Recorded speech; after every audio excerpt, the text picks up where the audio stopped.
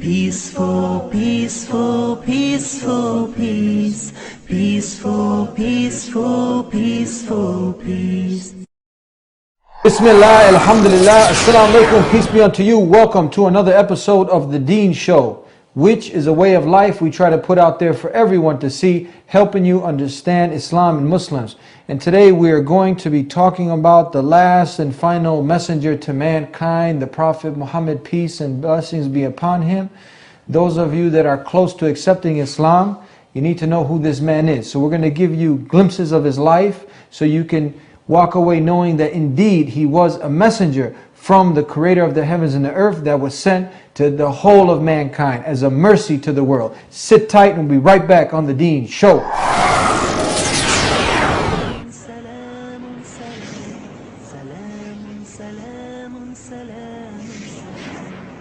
Peaceful, peaceful, peaceful, peace. Peaceful, peaceful, peaceful, peace. Welcome back to The Deen Show. I'm your host Eddie, and we're waiting for Sheikh Estes. Are you there? I'm coming. All right, I was worried that you got lost. No, I made it. I have to stop off for, coffee is an important part of my life here. I was worried that you're going to get lost in our big studio here. No. How you like the Deen Show studio?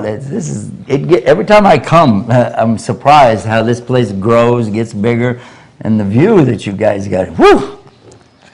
Well, it's a pleasure always to have you. And you know how we do things here. Yes, sir. It's hard to get people's attention nowadays. So while we got their attention, we want to keep it, and we're going to get straight to the subject. Yes, sir. We want to talk about this man, this mercy to the world, the Prophet Muhammad, peace be upon him. Okay. What can you tell us about him?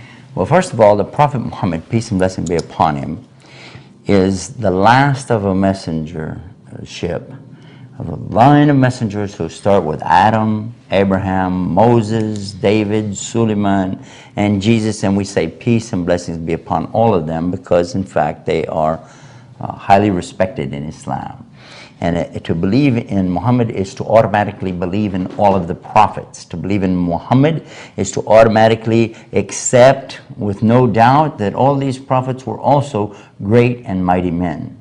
And as far as the belief in Jesus, and I know a lot of your audience may be Christian and they would like to know what do we believe about Jesus, it's clear from Muhammad, peace be upon him, Jesus is in fact the Messiah.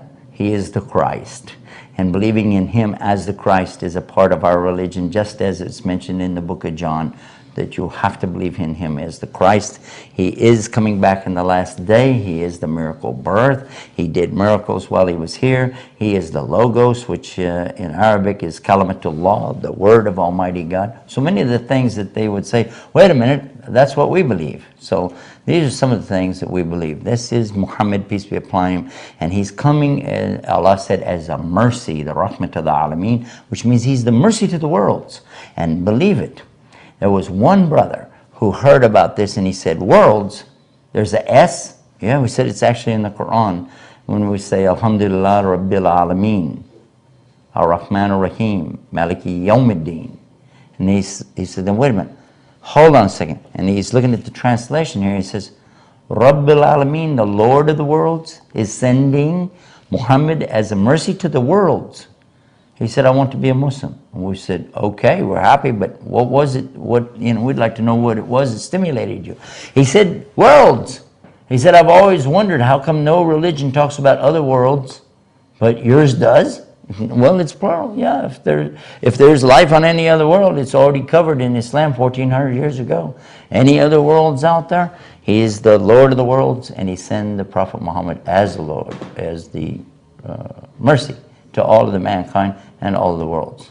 Let's go in reverse. Before he was summoned and he was called upon the Creator to deliver this revelation to mankind, we want to know his credibility. What was his standing? Let's go back then, if you want to do that, let's go back then and talk about his actual coming into being to start with. His father died before he was born. His father died in a town called Yathrib, and he was on a journey. And his mother gave birth to him, and then there was some strange things started happening right away. When he was just a little older, they did it, what was custom or tradition was to send children out into the desert with the desert tribes to be raised there, because they considered that to be, you know, something good to do that, to keep them away from the big city and all that goes with it. We probably ought to think about that today. In any case, when they sent him away, there was a strange thing that happened right away. The people who took him were very poor, and even their goat didn't give any milk. Suddenly this goat is giving milk like crazy. They're getting so much milk that other people are getting some of the milk, and they thought it was some magic or something that happened. Then as he grew, the boy was known to be very truthful, very honest, and very responsible. He never indulged in any of the bad habits that others were constantly involved in. They were drunks and alcoholics. He never tasted a drop. And they had these orgies and things that they did. They were wild Arabs, you know, pretty wild. He never even had a girlfriend, not once. So these were some of the things about his character. Then another strange thing happened while he was traveling in a caravan one time. There was a report that came back that one of the servants observed that there was a cloud that followed him and kept the bright sun from burning him all the way to up into the Bled Hashem, or you know, toward Jerusalem, that area. And then they came back. Now, this is part of the story. Now, you can imagine how a boy could grow into a man in that kind of society, where they had idol worshipers, stone worshipers, everything you can imagine, and people coming through. It was a trade center. People coming from all over, and yet all this time he was so honest and so upright that everybody trusted him totally, because he never lied. He was called the Truthful. He was called Sadiq. That was his nickname?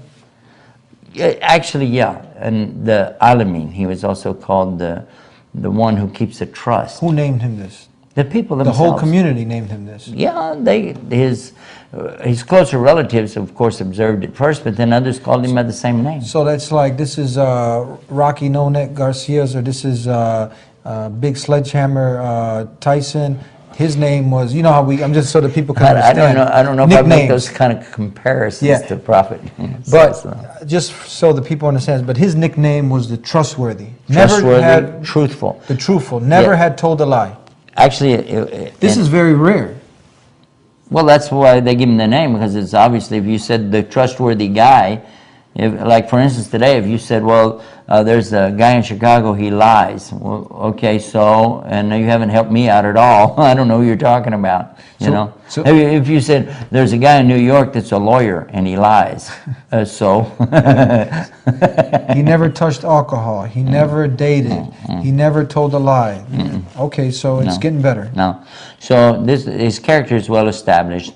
And he gets married at the age of 25. He's a virgin. He's never been with any woman. He marries a lady who is a widow, and she has a business, and he and she together work their business, and he's able to retire and just kind of drop out at about 15 years.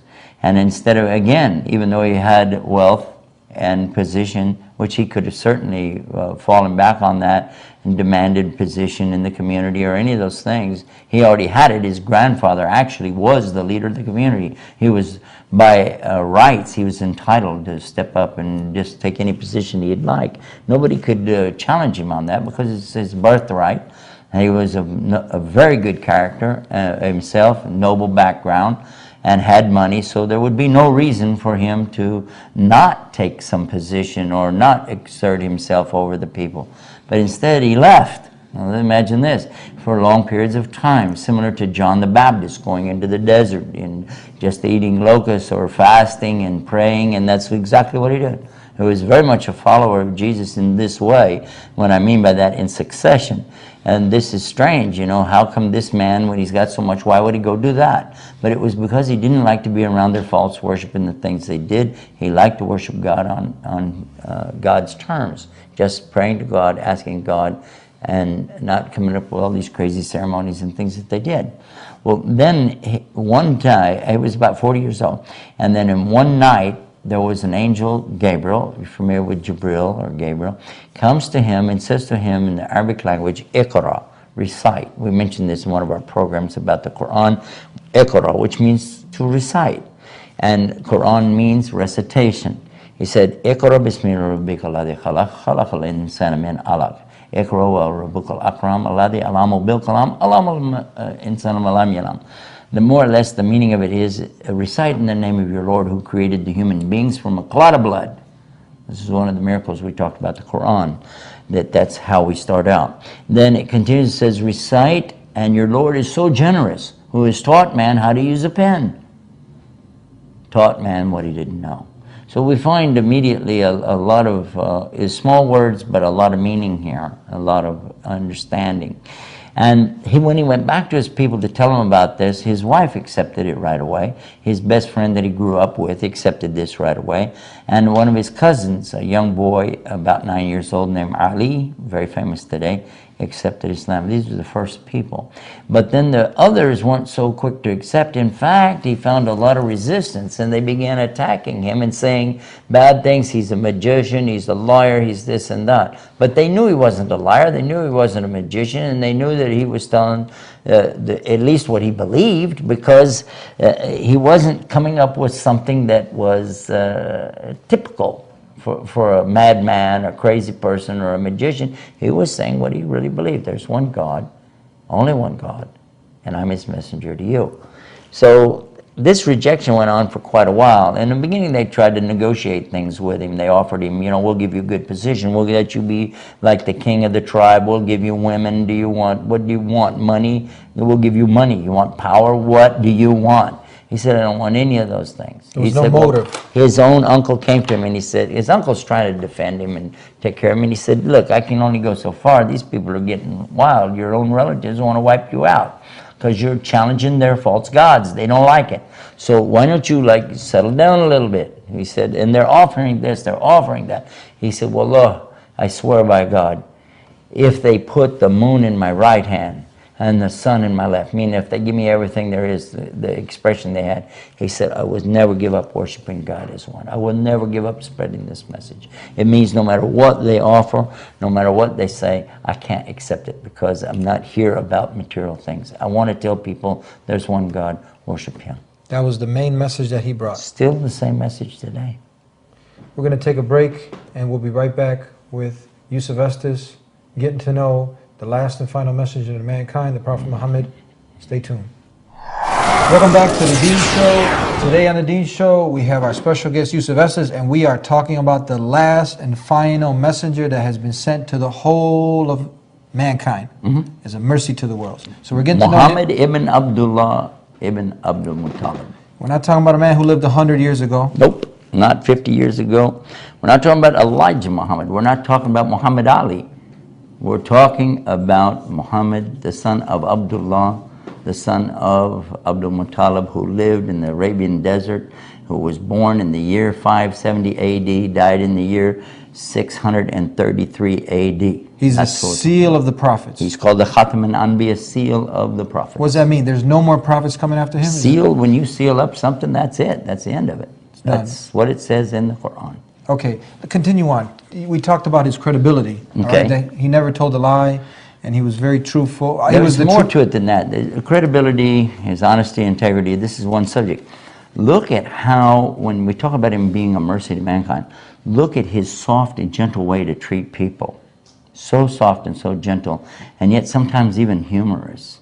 I recall that one time there was an elderly woman who was talking about, what is the paradise going to be like? And because she'd heard him speaking about these things, and he said, oh, you didn't know? There's not going to be any old ladies there. What? Oh. And he went off, and when he came back, he found her crying. He said, what's the matter? She said, you said there weren't going to be any old ladies there. He said, well, that's because you're going to be young and beautiful again. Oh! So even he had humor with the way he explained things to people.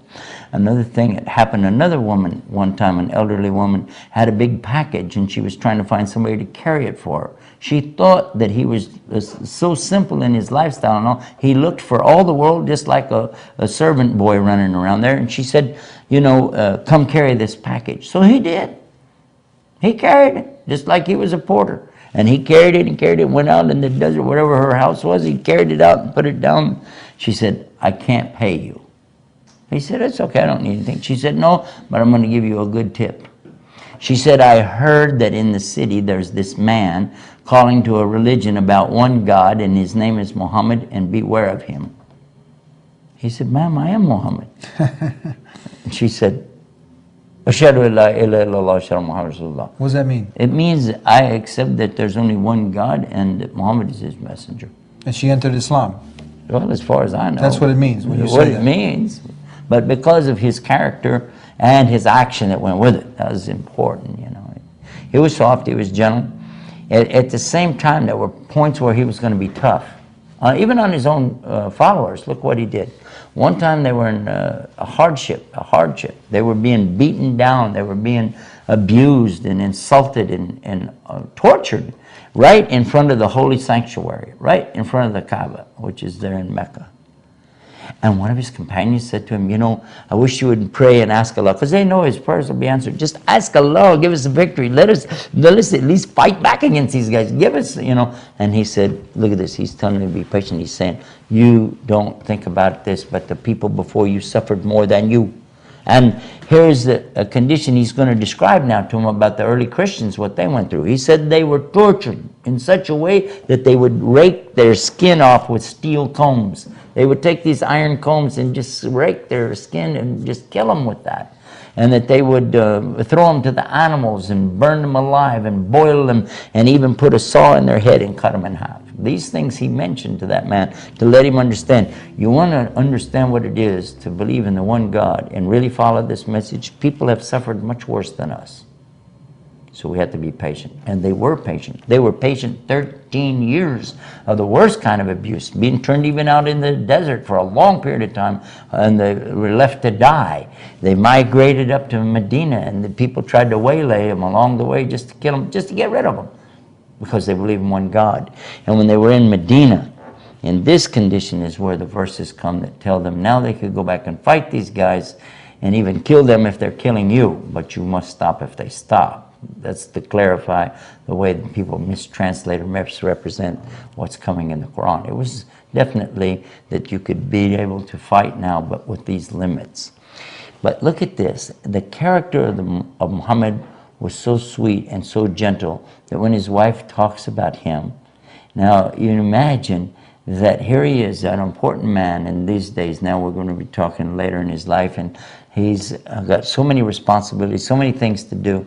And then she sees some men out in there throwing spears and in a contest and so on. And she says, I want to watch that. Well, in order for her to watch, because his wife needs to be sheltered from the people, and she has to stand behind him. Well, she likes this idea, so she's standing behind him, looking over his shoulder and watching them in the doorway of their home. And she had him stand there and stand there and stand there and stand there. She said she didn't even want to watch him, or she just wanted to see how long she could keep him standing there. But he didn't mind, and he used to run and play with her. And she said we used to race together, you know, and I used to beat him when I was younger. But when I got older, I got fat, and then he could beat me.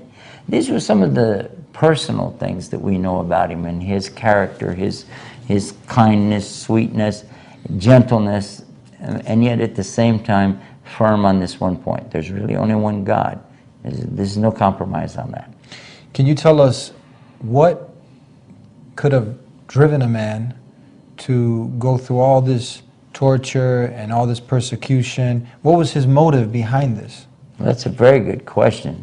It's an intelligent question. The motivation behind people, all people, is always the same thing. There's no difference between you and I and Prophet Muhammad or Jesus or Abraham or even Adam, our father Adam. All of us, peace be upon them, all of us, we have two motivators. And you can check this out with psychiatrists, they'll tell you the same thing. Recruiters in the military, salesmen, all tell you the same thing. The two motivators for a human being is simple. First is the motivation for what? Protecting yourself from a loss. Nobody wants to lose. The fear of a loss is a motivator.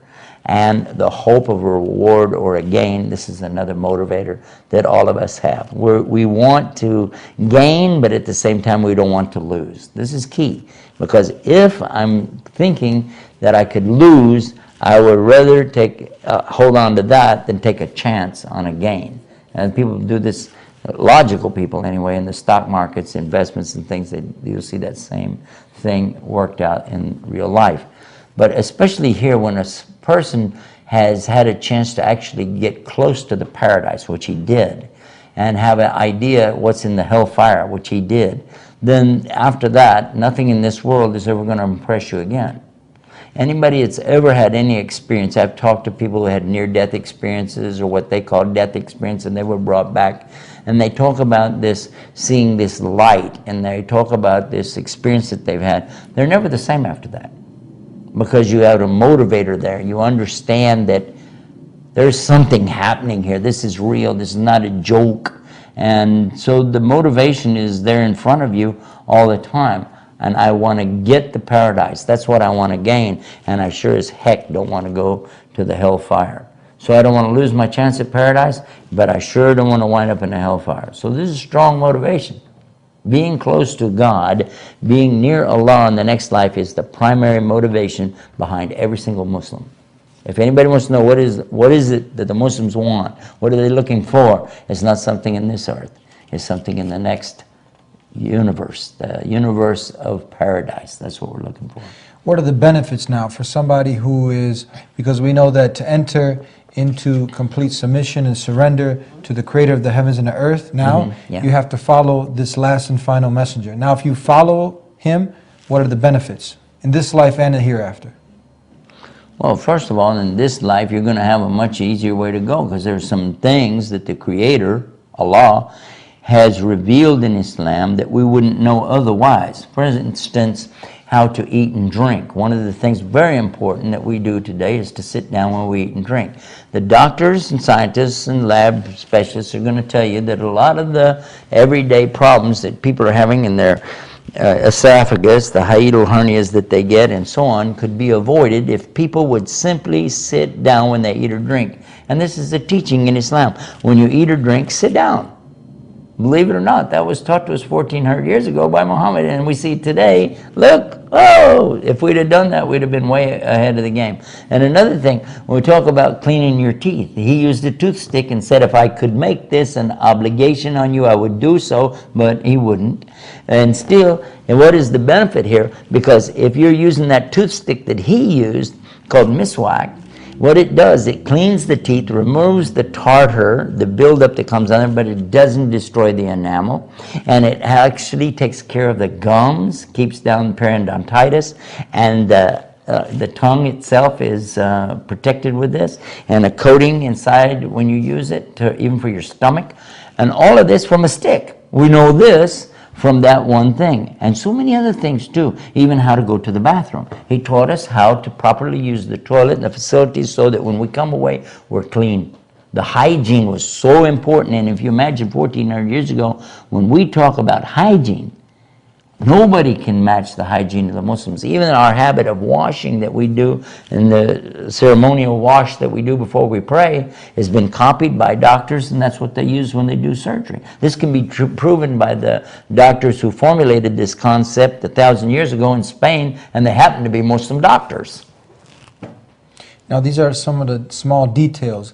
Give us, there are thousands. Give us Would you like major... to know that we came up with some? I was going to do a contest a few years ago with the Muslim youth and let them come up with something I called Mohammad A to Z, and who could come up with the best one for A and B and C and go through all the letters. And I was wondering, would we have that many? When it was all over, they had so many, and it went beyond ABCs. It just was so many. We put up a website about it, mohammadatoz.com, and then it still got bigger and bigger and bigger, and I couldn't handle it. So I said, okay, A to Z, what his companions said, A to Z, what his character was, A to Z, and so finally we put up a new website, and it's called prophetofislam.com, and all of that stuff is there. Everything is there.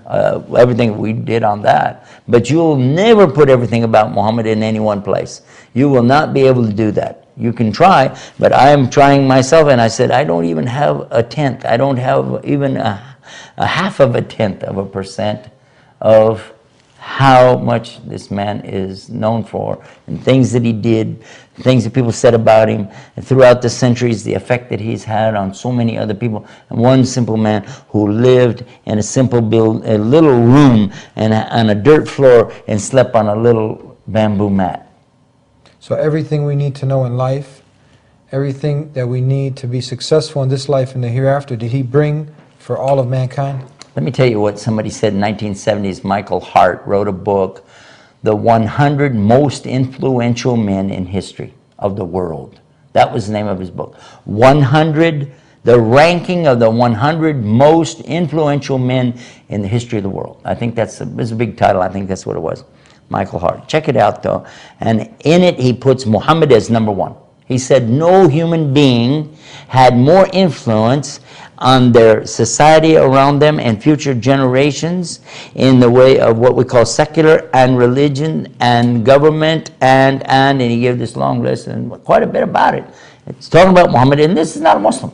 And he received so much condemnation from other scholars. And he almost became defensive and wanted to put out another book and said, well, how about the most 100 in the last 100 years? Or, let's get off the subject. Because he said, I can't deny that this man has had the most influence on people in general, on humanity, and the world itself. So I believe that that's something to consider. I wish that people would know that even people like Gandhi is very famous for his what? He was serving the people, he had a cause, and what he would do, he would give up a lot of his own for the sake of getting a message to the people. But he wasn't trying to lead them as a religious leader per se, but to overcome a political problem of the way that the people were being treated. The people in India were being horribly mistreated. And subhanAllah, look at this, he gets so much inspiration from who? He's quoting from Muhammad. He says, and we have it on the website, go read what he said. He said, I have come to conclude now in reading of Muhammad that it wasn't the sword that won over the people. It was the heart. And look how he begins to, oh my God, when he starts talking, this is Gandhi talking about Muhammad. And he says, when I came to the last volume and I was reading the end of the books, he said, I became sad because I wish that there was more to read about this great man. Well, with that said, I hope that people take the opportunity to get to know this man because... Come to the website, the Prophet of Islam. You put it right there. prophetofislam.com. With that said, I'd like to thank you for being on the show, and I hope everybody takes the opportunity to get to know this man who's been sent to the whole of mankind as a messenger with the last and final revelation, which is the Quran. So you can visit this website that Sheikh Yusuf Estes has mentioned. That said, thank you for being with us, Sheikh Estes. Assalamu alaikum, jazakallah khairan. And I'd like to thank everybody who has been tuning into the Deen Show, and I encourage you all to get to know this man, the last and final messenger to mankind, the Prophet Muhammad, peace and blessings be upon him. And if you've missed any of our shows, you can tune into thedeenshow.com. That's THEDEEN show, SHOW, all one word, thedeenshow.com. And we look forward to having you with us again next week as we bring you another hot topic. Assalamu alaikum, peace be unto you.